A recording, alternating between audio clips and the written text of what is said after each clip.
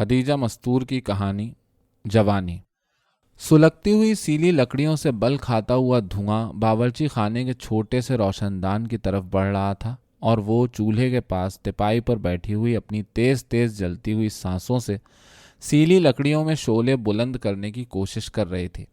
आखिर जवानी की जलती हुई फूंकें शोले बुलंद करके रहीं। चूल्हे पर धरी हुई खिचड़ी खदर बदर होने लगी और वो मैली धुंधली दीवार का सहारा लेकर बैठ गई। मारे गर्मी के पसीने से तर हो रही थी। छिदरी छिदरी पलकों पर धुआं लगने से मोटे मोटे आंसू कांप रहे थे और बार बार झुककर फूंकने से रान पर से चुस्त पाजामा मसक गया था। उसने इत्मीनान की कई तवील सांसें लीं और आंखें हौले से मूंद लीं। खदर बदर खदर बदर। दाल चावल आपस में लड़ रहे थे। कोई लौंडा पिछवाड़े की गली से गाता हुआ जा रहा था, पिया आन मिलो। वो तिपाई से उठी और ताक में रखे हुए चिराग को दिया सलाई छुआकर गाने के बोल दोहराने लगी और फिर पिया का मतलब सोचकर मुस्कुरा दी और उसके सारे जिस्म में पिया के तसव्वुर ही से चूंटियां रेंगने लगीं। खिचड़ी में एक जोर का उबाल आया, लेकिन वो धुएं में घुटी हुई आवाज से गाई गई, पिया आन मिलो। रोशनदान से हवा का एक हल्का सा झोंका आया और रोशनदान से बाहर निकलने वाला धुआं सांप की तरह बल खाकर बावर्ची खाने में लहरें लेने लगा, जैसे कि वो उसके पिया आन मिलो की बाजगश्त था। खिचड़ी का उबाल खुद ही खत्म हो गया और पानी खुश्क होने की वजह से खिचड़ी नीचे से जलने लगी, लेकिन वो पिया के रसीले तसव्वुर में ऐसी गर्क थी कि कुछ खबर ही न हुई। हाय बिट्टन, क्या सारी खिचड़ी जला दी? उसकी माँ जलन की बू महसूस करके जोर से गुर्राई और उसके हिलते हुए लब आपस में टकरा कर एक दूसरे से मिल गए और पिया आन मिलो उसके हल्क में कैद हो गया और उसने लकड़ियां खींचकर जल्दी से पतीली उतार ली और बावर्ची खाने से निकलकर सहन में पड़े हुए झलंगा खाट पर पड़ रही। उसकी भाभी अपने मोटे थुलथुल जिस्म से कुर्ता हटाए 2 साला मुस्टंडे नन्हे को दूध पिला रही थी और माँ अब तक खिचड़ी जलने पर खर खर किए जा रही थी। वो भी मुंह ही मुंह में बुदबुदाने लगी। जल गई खिचड़ी तो कोई क्या करे, जरा से नुकसान पर हजारों बातें सुननी पड़ती हैं। दोनों वक्त पका पका कर सबको ठुसाओ, फिर भी किसी का मुंह न सीधा हो। अगर मैं भी हाथ पर हाथ धरकर बैठ रहूं तो एक ही दिन में फाके पड़ जाएं, बस फिर तबीयत दुरुस्त हो जाए। आराम कर करके सबके दिमाग खराब हो गए। क्या तुझे खाना नहीं खाना है? अम्मा ने पूछा। नहीं खाना है। दुपट्टे से मुंह छुपाकर उसने माँ की तरफ से करवट ले ली। ना खाना मुराद।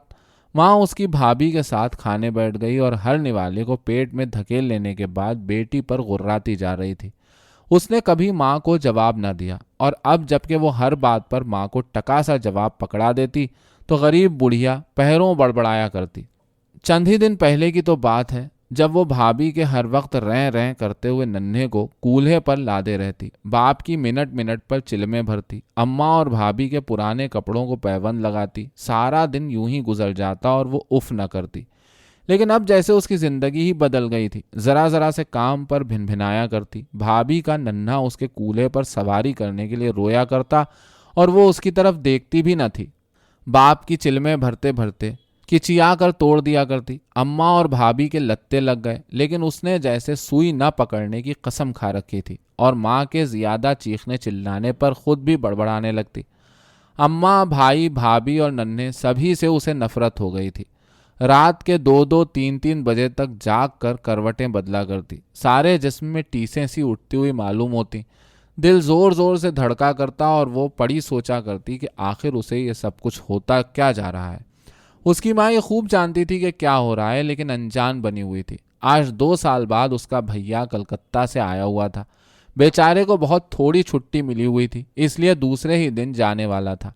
अम्मा ने खुशी से निहाल होकर बेटे के लिए कई तरह के खाने पकवाए। अब्बा ने चिलमें भरवाईं और भाभी शौहर को कनखियों से देख देख कर सुर्ख, आंखों में लाल लाल डोरे। अम्मा अब्बा बेटे के पास बैठे न जाने कहाँ कहाँ की बातें कर रहे थे। भाभी भी दूर ही से एक आध बात बोल देती और जब उसका भैया अम्मा अब्बा से आंख सफाई से बचाकर बीवी को देखकर हंसता तो उसकी नज़र पड़ जाती और वो सोचने लगती कि जाने उसके हाथ कब लाल होंगे। घर में तो उसकी शादी की तो जैसे फिक्र किसी को थी ही नहीं। वो कब से सुनती चली आ रही है कि उसका भैया शादी का इंतज़ाम कर रहा है, आइंदा साल ज़रूर हो जाएगी। लेकिन आइंदा साल आकर चुपके से चला भी जाता और बात फिर आइंदा साल पर उठा रखी जाती। जब तक भैया परदेश में रहे तो कभी कभी 3 पैसे के कार्ड पर उसकी शादी की बात याद दिला दी जाती, और आज जबकि उसका भैया आया हुआ है तो कोई उसकी शादी तक का नाम न ले, सब अपनी अपनी हाँकें जाएं। शाम को वो काम से थक कर अपने पलंग पर पड़ रही। उसकी माँ बेटे के पास बैठी बातें कर रही थी और बाप भी करीब ही बैठा चिलम से धुएं के बादल उड़ा रहा था। भाभी अपने री री करते हुए नन्हे को गोद में लिए टहल टहल कर चुप करा रही थी। तेरी तो बिट्टन कमर ही टूट गई है, जब देखो लेटी हुई है, जरा उठकर सहन में अलगनी बांधकर पर्दा डाल दे, तेरा भैया उधर ही लेटेगा। गर्मी के दिन सभी तो नंगे खुले सोते हैं, और फिर जरा खाना भी निकाल दे, खा पी के वो सो रहे। माँ को उसका लेटना अच्छा न लगा और उसने जल्दी से काम बता दिए और वो बुदबुदाती हुई उठ गई। कहाँ से लाऊं अलगनी? अरे मेरे पलंग से अदवाइन निकाल कर बांध दे, माँ ने कहा। आप झूलेंगी रात भर झूला, पर बेटे की मोहब्बत में सब जायज़ है। उसने बड़बड़ाते हुए पलंग से अदवाइन निकालकर अलगनी बांध दी और फिर खाना निकालकर भाई के सामने रख दिया। अम्मा अब्बा ने बेटे के साथ ही खाया और वो भाभी के साथ चंद निवाले खाकर पड़ रही। भाभी ने अपने ऊन के लिए बिस्तर लगाया और फिर बिट्टन के करीब बिछे हुए अपने बिस्तर पर लेट गई। नन्ना एक सा रें रें किए जा रहा था। उसने जलबलाकर उसके मुंह में दूध ठूंस दिया और पीठ पर थपकियां दे देकर सुलाने लगी। सहन में जगह कम होने की वजह से बाप अपना पलंग बाहर गली में उठा ले गया। भैया भी अपने बिस्तर पर दराज होकर करवटें बदलने लगा। भाभी नन्हे को सुलाते सुलाते बुदबुदा रही थी। ये उसकी आदत थी कि जब तक सो ना जाए होंठ हिला ही करते। ऊँ उसकी भाभी जोर जोर से सांसें लेने लगी। रोज तो रात गए तक बातें करती थी, आज शाम ही से नींद सवार हो गई। तुम भी सो जाओ, वो नींद में बड़बड़ाई। तुम भी सो जाओ, उसने गुस्से से भाभी की बात दोहराई। शाम ही से मौत की नींद छा गई। खुश जो बहुत है ना, और ये अम्मा 12-12 बजे तक टर टर किया करती। आज होंठ सिल गए। उसने करवट बदली और पलंग की ढीली चूलें चमचमाई। अरे कमबख्त, अब सो जाना, ये तुझे रातों को जागने की क्या लत पड़ गई है? कोई देखे यूं जागते तो क्या थूके रंडी को। माँ ऊँगते से चौंक कर खरखराई और वो दम साध कर चुप लेट गई। भैया ना होते तो बताती रंडी कहने का मज़ा। बुढ़ापे में ना जाने ये गुर्राने की आदत क्यों हो जाती है। अल्लाह ही जाने कब पीछा छूटे इन सब से। जिंदगी अजीरन हो गई, लेकिन भला पीछा ही क्यों छूटने लगा।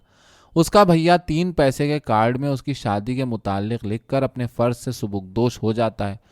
माँ ने शादी के नाम से 2 जोड़े कपड़े सीकर रख लिए हैं, चलो फुर्सत हो गई। उसकी शादी पर तो क्या कफन के साथ जाएंगे वो जोड़े। उफ़ो, उसका भैया अगर बस चले तो 10 बीवियां और करे, और ये अम्मा बन पड़े तो इस बुढ़ापे में मियाँ के कूल्हे से कूल्हा जोड़े रहें। लेकिन उसकी किसी को फिक्र नहीं। उसने सोचते सोचते आहिस्ता आहिस्ता करवट बदली और अपने कसकते हुए जिस्म को सुकेड़ कर सोने की कोशिश करने लगी, और थोड़ी ही देर बाद उस पर एक मीठी सी गुनूदगी तारी होने लगी। लेकिन किसी के हौले हौले स्लीपरें पहनने की आवाज़ ने उसे चौंका दिया। उसकी भाभी चोरों की तरह अपने पलंग के पास खड़ी उसे और माँ को चराग की मध्यम सी रोशनी में घूर घूर कर देखने की कोशिश कर रही थी। उसने चाहा कि भाभी को आवाज़ दे, लेकिन सोचकर चुप हो रही कि उसकी भाभी उससे ये ना पूछ बैठे कि तुम इतनी रात तक सोई क्यों नहीं। उसने भाभी के मुंह से 100 बार सुना होगा कि जवान लड़कियों का रात को जागना बड़ा ऐब है, और फिर अगर माँ ने उसकी आवाज़ सुन पाई तो न सोने पर इसी वक्त सड़ी सड़ी गालियाँ सुनाएगी कि मोहल्ले वाले चौंक पड़े। वो बेसुध चित पड़ी भाभी को कनखियों से देखती रही और वो भी दोनों को घूरती रही। फिर एकदम उधर सरक गई जहां उसका भैया सो रहा था। उसने चुपके से अपने पांव सुकेड़ लिए। भाभी और भैया के खुसुर पुसुर करने की आवाज़ आने लगी तो उसने अपने कान उधर लगा दिए, लेकिन उनकी एक बात भी उसकी समझ में न आई। लेकिन वो ये खूब समझ गई कि आज सरे शाम सब पर सुलाई क्यों सवार हो गई थी और उसे जल्द सो जाने की ताकीद क्यों की जा रही थी। उसे अपने जिस्म पर चूंटियां सी रेंगती हुई महसूस होने लगी और आंखें पर्दे पर गड़ गईं। हाय अल्लाह! उसके लब आहिस्ता से हिले। माँ ने करवट बदली और उसने डर कर अपना मुंह दुपट्टे से छुपा लिया। ओफो! उसकी एक दबी सी हाय अल्लाह पर माँ करवट बदले और ये स्लीपरें सुनने की सटपट और रात के सन्नाटे में भिनभिनाते हुए भंवरों जैसी आवाज़ें उसे पलंग से नहीं खड़ा कर देती। वो अपनी बेबसी पर एक हल्की सी सिसकी लेकर रह गई। रात दबे कदमों गुजरती चली जा रही थी। चूल्हे पर रखा हुआ गोश्त खदर बदर पक रहा था और वो तिपाई पर आंखें बंद किए बैठी थी। उसके दिलो दिमाग पर एक पुरकैफ धुंध छाई हुई थी। कल रात के मुशाहिदे ने उसके जज्बात में तलातुम पैदा कर दिया था। वो दुनिया की हर चीज़ से बेखबर न जाने क्या क्या सोच रही थी। कुछ बहुत ही हसीन हसीन सी बातें जो उसने अब तक ना सोची थी। इधर आग गोश्त के पानी को जलाकर गोश्त जला रही थी। हाय, क्या गोश्त जला डाला तूने? जलन की बू महसूस करके उसकी माँ गुर्राती हुई बावर्ची खाने की तरफ झपटी और वो अपने ख्यालात से चौंक पड़ी। अरे हरामजादी, तुझे ये होता क्या जा रहा है? रंडी, मैं तेरे गुण खूब समझ रही हूँ। जब देखो जब घुन्नों की तरह चुप बैठी है, चाहे घर में आग ही क्यों ना लग जाए। हाय, छत्तीसी ने कैसे नाक चने चबवाए हैं। अभी किसी के साथ ढकेल दूं तो सब पता चल जाए। माँ ने एक ही सांस में पूरी कथा सुना डाली। उसकी भाभी भी चीखों पुकार सुनकर अपने नन्हे को लादे आ गई। क्या सारा गोश्त भस्म हो गया? भाभी ने नन्हे को ठीक से कूल्हे पर जमाते हुए पूछा। और नहीं तो क्या बच गया, वो तो हरजाई बेखबर बैठी थी। चलो ठीक हुआ, अब वो 12 बजे जाएंगे तो खाना भी नहीं मिलेगा। भाभी ने बुरी सी नजरों से उसे देखा, लेकिन वो इतनी गालियां सुनने के बाद भी सर झुकाए कुछ बेखुद सी बैठी थी। मैं कहती हूँ अम्मा कि तुमने बिट्टन को अभी तक बिठा क्यों रखा है? इसके लक्षण तो यही कहते हैं कि अब हमसे ना बैठा जाएगा। नौज बीवी कुंवारी बाली लड़कियों के ये ढंग हो। क्यों बिठा रखा है? कर दो ना, मना किसने किया है? रात का छाया हुआ कैफ उसके शर्म से सिले हुए होठों पर कैंची बनकर चल गया। हाय, अम्मा ने अपना सीना कूट लिया। कयामत करीब है, कुंवारी अपने मुंह से बर मांगे। भाभी की उंगली नाक पर टिक गई और फिर वो सीना कूटती हुई सास को लेकर बाहर निकल गई और वो जलते हुए गोश्त को अलग करके पतीली साफ करने लगी। बाहर दालान में उसकी अम्मा और भैया कुछ खुसुर पुसुर कर रहे थे और दूर बैठी हुई भाभी घूंघट में सर हिला हिलाकर उनकी तायीद कर रही थी। उसने देखा और कुछ मुतमईन सी हो गई, जैसे उसके सीने पर रखी हुई भारी सिल हट गई हो।